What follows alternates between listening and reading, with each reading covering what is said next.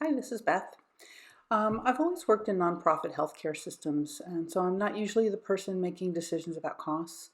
Reading this week a signed chapter on budgeting in Dr. Van Roy's book, the thing that caught my eye was the budgeting term called cost avoidance.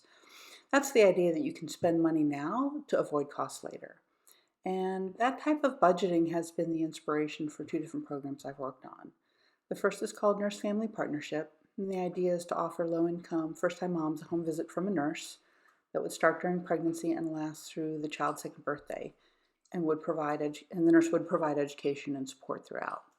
In the initial program, researchers followed those families long-term and discovered that support from the nurse resulted in an 80% reduction in preterm labors, a 50% reduction in child abuse events, a 50% reduction in language delays in the children, 67% reduction in intellectual and behavioral problems in the children, a 59% reduction in arrests as the children aged into adolescence, and there's a lot more data. If you're interested, I've included a link.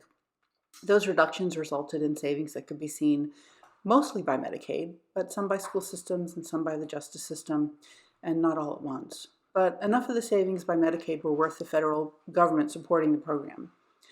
So now my current program is similar in that the federal government knows that if it supports health agencies doing more regular and consistent drug and alcohol and depression screenings in patients coming in for other medical care, incipient problems can be caught early.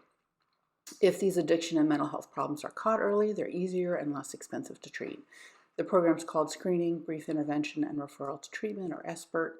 Both NFP and SBIRT estimate that for every dollar spent in prevention, $4 or $5 are saved. Both programs are what we call evidence-based programs, meaning the outcomes have been studied rigorously. And once research shows that a program is successful in reducing costs and improving outcomes, people immediately want to scale it up, meaning they want to replicate it in lots of sites and make sure that the services are available to more people. Well, what does that have to do with instructional design? I'm often the person helping to scale things up, and that means I'm one of the people helping to train others to provide these services. And as amazing and as wonderful as these programs sound, they can fail if we're not adhering to the techniques that were shown to be effective in the pilot programs. If we're not replicating what was done in the original studies, they won't be as effective. So using research language, we want them to maintain fidelity to the model. And I think good, well-planned instructional design will help me in training staff to maintain fidelity to the model. And that's why I'm here.